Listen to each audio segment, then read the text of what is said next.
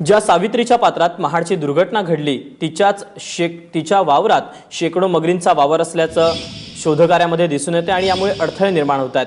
महाड दुर्घटना झाल्यानंतर मदतीला जाणाऱ्या स्थानिकांमध्येही मगरींची भीती असल्याचं दिसून येते। महाबळेश्वरमध्ये उगम पावलेली सावित्री थेट श्रीवर्धनमध्ये अरबी समुद्राला मिळते। त्यातील महाडच्या विसावा हॉटेलपासून ते गांधारी दरम्यान मोठ्या प्रमाणात मगरी दिसतात। गेल्या 20 वर्षात मगरींमध्ये झपाट्याने वाढ झाली, त्यामुळे हा परिसर मगर प्रवण क्षेत्र म्हणून घोषितही करण्यात आला आहे। हे साधारण एक 4-5 वर्ष झाले कंटिन्यू आम्ही पाहतच आलो आहे।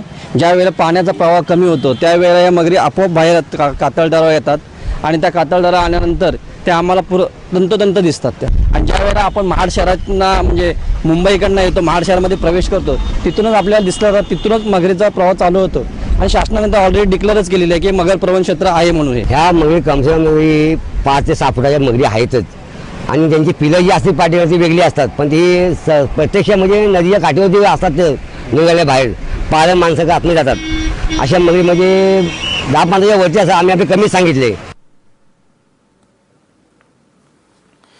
तेव्हा सावित्री नदीमध्ये अजूनही शोधकार्य सुरू आहे, मात्र या शोधकार्यामध्ये मोठा अडथळा येतोय तो म्हणजे मगरींचा। अनेक मगरींचा वावर या ठिकाणी दिसून येतोय, त्यामुळे स्थानिक देखील आपला जीव धोक्यात घालून या नदीकाठी वावरत असतात। स्थानिकांनीच दिलेल्या माहितीनुसार अनेक मगरींची पिल्लं देखील त्यांना या ठिकाणी दिसलेली आहेत। तेव्हा महाड दुर्घटना झालेल्या भागात आता शेकडो मगरींचा वावर दिसून येतोय। खरं तर सावित्री नदीचं पात्र हे मगर प्रवण क्षेत्र म्हणून घोषितही करण्यात आलं आहे।